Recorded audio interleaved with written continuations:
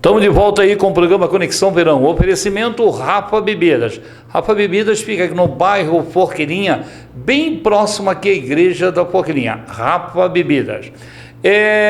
A prisão em segunda instância. Essa já foi. Não, é ilegal? Ah, não, eu tô confundindo com a da presunção de inocência. Bom, vai dar pra editar, depois vocês cortam isso. Então vamos lá. Prisão em segunda instância é ilegal? Ela não é ilegal, tá? Exatamente ilegal de você dizer assim, não pode prender. Às vezes acontece de num acórdão, que é a decisão colegiada, os desembargadores determinarem a prisão imediata. Porém, a prisão em segunda instância sem uma fundamentação, ela fere a Constituição. Por quê? Se o indivíduo não se enquadra nos requisitos da prisão preventiva, a prisão em segunda instância ela se torna ilegal. Por quê? Por que deu essa prisão? Só porque o cara foi condenado em segunda instância tem que ser preso? Não, tem que aguardar um trânsito em julgado. Então, se não tiver um motivo que seja enquadrar o indivíduo num dos requisitos da prisão preventiva, ela é, sim, ilegal. Então, tem que ser analisado caso a caso, né? Pela lei, quando uma pessoa pode ser presa? Uma pessoa pode ser presa... a gente tem a prisão em flagrante, né, que é quando a pessoa é pega cometendo crime, ela vai presa. Tem as prisões preventivas, né, que vamos supor que a pessoa esteja respondendo a um processo criminal e no curso do processo o juiz entenda que por alguma razão essa pessoa tem que ser presa, então é expedido o mandado de prisão preventiva. E a prisão por sentença condenatória, então uma pessoa foi condenada, não cabe mais recurso, é expedido o mandado de prisão, essa pessoa pode ir presa. Olha, o assunto do momento foi agora o ano passado, doutora, sobre as saidinhas de indulto de Natal. Sim. A mídia marrom em si meteu pau, falou horrores, enfim. O que são saidinhas e o que é indulto de Natal? Então, as saidinhas e o indulto de Natal é uma coisa que todo ano, chega no final do ano, gera aquela polêmica, né? As saidinhas, na verdade, são as saídas temporárias, que é um direito dos presos que estão cumprindo pena em regime semiaberto.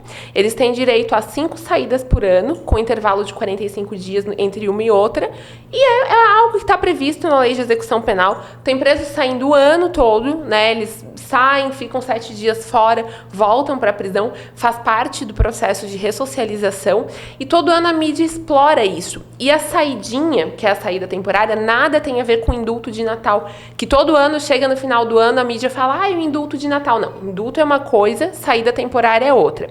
Normalmente, o judiciário costuma conceder as saídas em datas comemorativas, para que as pessoas possam aproveitar essas datas com as famílias. E o indulto, na verdade, ele é algo que é concedido por decreto presidencial e visa beneficiar as pessoas para que elas possam sair da cadeia. Então, por exemplo, às vezes vem indulto, é concedido indulto a presos que já cumpriram tantos % da pena, que não cometeram crimes violentos, e é só por decreto presidencial, e nos últimos anos a gente não teve mais indulto. Tá? Então, existe uma confusão entre o que é indulto e o que é saída temporária. Uma coisa... o indulto, ele é uma forma que a pessoa sai da cadeia se ela já tiver cumprido os requisitos do indulto, que é o presidente da República quem determina, e a saída é determinada pela lei de execução penal. E não são todos os presos que saem, só quem está no regime semiaberto e teve esse direito assegurado. Pelo que eu estou vendo, assim, Ana, a segunda pergunta eu acredito até que ela já respondeu.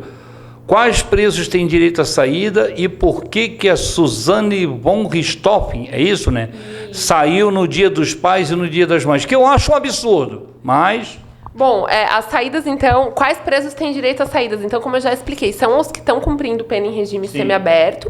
E por que a Suzane von Richthofen saiu no Dia dos Pais? Gente, a Suzane von Richthofen não saiu no Dia dos Pais para comemorar o Dia dos Pais, né? Até porque ela matou o pai e a mãe dela. Na verdade, o que acontece? A Suzane von Richthofen está cumprindo pena em regime semiaberto e tem direito a usufruir essas saídas. E o que acontece? Para facilitar até os próprios estabelecimentos penais em liberar presos, muitas vezes o juiz da execução penal, ele marca a saída de diversos presos nas mesmas datas. Por quê? Porque daí a cadeia já sabe que naquele dia vai ter um monte de presos saindo. Então, na verdade, a Suzane von Richthofen, ela só foi adequada ao calendário da execução penal para facilitar a questão das cadeias. Não é para comemorar o Dia dos Pais ou das Mães, mas aí, como sempre, a mídia se aproveita disso para gerar aquela polêmica, fazer sensacionalismo, ter pauta para falar, mas na verdade não foi uma coisa específica para Suzane von Richthofen. Tem vários presos saindo nessas datas. Enfim. Olha, você viu aí a informação, né? Então tá. Então se ela teve o direito dado e obedecido. Como funciona a progressão de regime? Então, a pena no Brasil, que é outra coisa que gera muita polêmica, mas a pena, ela é progressiva. O que isso quer dizer? Quando uma pessoa é condenada, ela começa a cumprir pena no regime em que ela foi condenado, que pode ser o fechado ou o semiaberto. Então, por exemplo, alguém que é condenado no regime fechado, começa a cumprir a pena no regime fechado, e se cumprir alguns requisitos estipulados em lei, tem direito à progressão de regime. Isso faz parte do processo de ressocialização, né? Então, o que significa a pena progressiva? O cara, por exemplo, começa cumprindo pena no regime fechado. Quando ele cumprir um determinado tempo, que é previsto em lei, pode ser 1/6, 2/5 ou 3/5, dependendo da natureza do crime e se o indivíduo é reincidente ou não. E se ele tiver bom comportamento, ele pode progredir de regime. Então, começa cumprindo no fechado, vai para o semiaberto. No semiaberto é onde tem os direitos às saídas. E depois vai para o aberto, que aí, via de regra, responde... Na prática, a pessoa responde solta, tem que se apresentar toda semana para a justiça, tem restrições de horários, e isso faz parte do processo de ressocialização. E a pena progressiva ela é determinada pela nossa Constituição e pela Lei de Execuções Penais. Mas, se a pessoa não tiver bom comportamento, vai ficar preso durante todo o tempo que foi determinado, no fechado, tá? Tem alguns requisitos para isso. Ô, doutora, o assunto do ano passado... foi do Neymar com aquela namorada dele. A namorada disse que...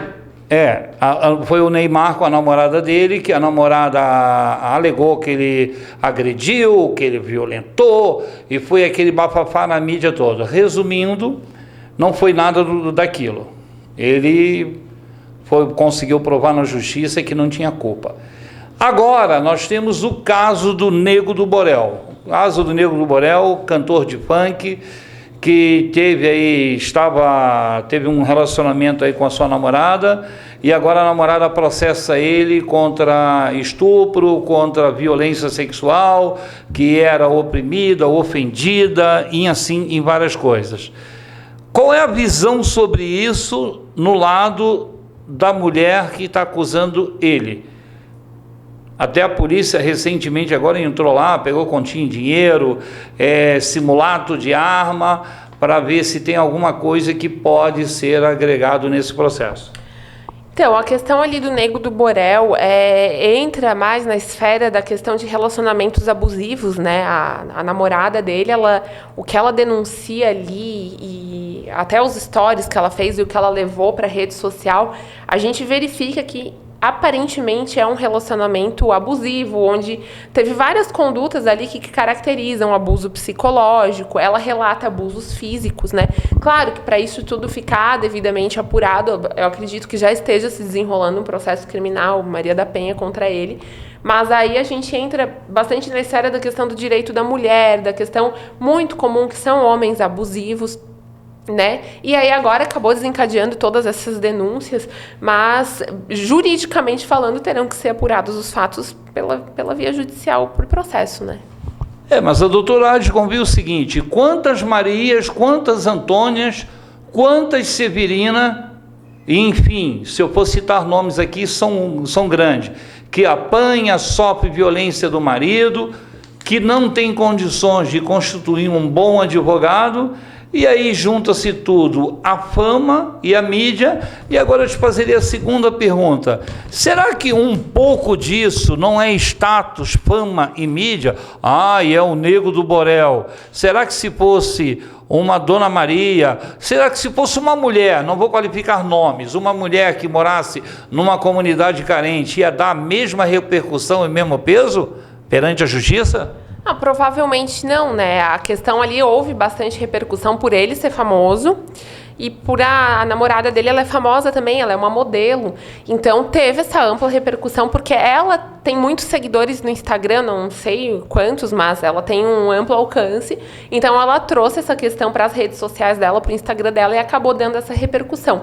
Por um lado, é bom, porque ela acabou dando voz para que muitas mulheres também tenham coragem de denunciar e de enxergarem que estão num relacionamento abusivo. Mas, com certeza, uma mulher que está num relacionamento assim, que está passível de sofrer violência, se ela tem esse alcance, como essa menina tem, e tem a estrutura que essa menina tem, ela vai ter um amparo maior da justiça, enfim, que muitas Marias Severinas e outras mulheres não têm. Mas eu vejo isso como positivo, porque acaba abrindo caminho para que outras mulheres denunciem e que esse assunto seja levado mais a sério.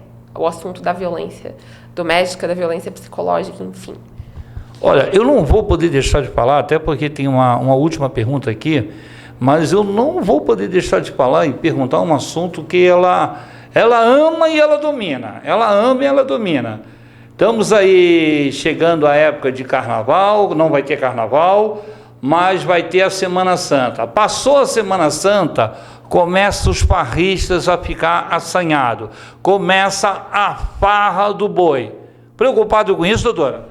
Sempre, né? Passou o carnaval ali, eles começam. Então a gente já fica alerta porque denúncia para a polícia, é aquela correria, a gente posta tudo nas redes sociais, a gente acompanha, a gente cobra que eles sejam punidos. Então, sim, entre o fim do ano ali e o carnaval, eu tô sempre, né, Semana Santa, naquela agonia, porque a gente sabe que, infelizmente, ainda tem essa prática. Vem aí o filme Caças aos Farristas, com a doutora Bárbara. Vem aí o filme. Não, a gente fala mais uma coisa assim, ó. Num Brasil que nós vivemos, no mundo que nós vivemos, já demorou, tá? Já demorou. Eu vi um vídeo recente também de um deputado que pegou e prendeu, não sei se a doutora viu isso, um senhor que estava dando paulada na cabeça de um cachorro. Um ex-deputado estava passando, pois ele saiu e deu voz de prisão para o cara e chamou polícia, perdeu a cabeça, ainda deu uns tapas no cara ainda, e disse que ele merecia a mesma violência que foi feita com o animal. Sou contra isso, porque violência gera violência, não é verdade? Eu não cheguei a acompanhar esse caso, não vi, porque todo dia tanta denúncia de maus tratos, mas sim, juridicamente falando, ele não poderia ter agredido o cara, porém, eu compreendo, eu também agrediria, tô brincando, mas né, quem gosta de animal, a gente sabe a revolta que gera ver um ser indefeso e inocente sendo agredido, né? O animal não tem como se defender, mas claro, né, gente, tô brincando, realmente o ideal não é que cometa atos de violência, sim, acionar a polícia e, né, claro, se a pessoa estiver ali espancando o animal, a pessoa tá ali cometendo um crime,